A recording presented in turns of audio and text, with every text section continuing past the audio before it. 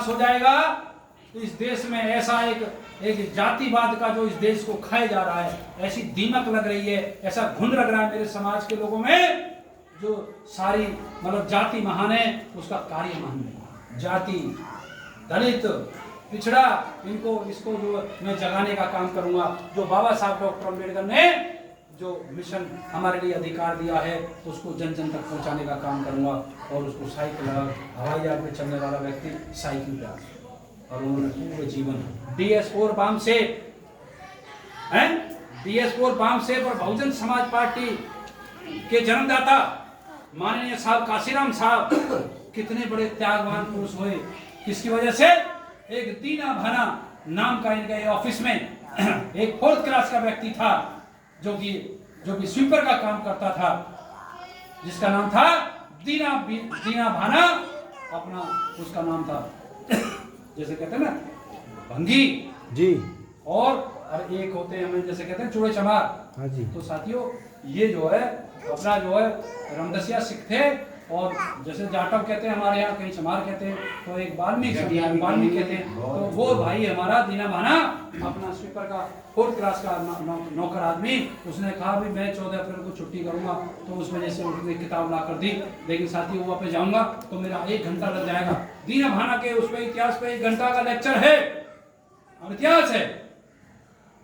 तो उन्होंने बाबा साहब के मिशन की किताब ला कर दे दी। साहब काशीराम ने पढ़ी तो रिश्ता सब त्याग, नौकरी छोड़ दी, और इस समाज को पूरा 10,000 किलोमीटर साइकिल चला करके कन्याकुमारी से कश्मीर तक गांव-गांव, शहर-शहर, जिला में गए कि हे मेरे बहुजन समाज के लोगों, कि बाबा साहब डॉक्टर अम्बेडकर ने आपको मौलिक अधिकार में, आपको शिक्षा, आपको संरक्षण, आपको वोट का अधिकार दिया है।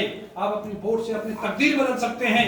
आपका कोई ईश्वर तकदीर नहीं बदलेगा, भगवान नहीं बदलेगा, और कोई परमात्मा नहीं बदलेगा।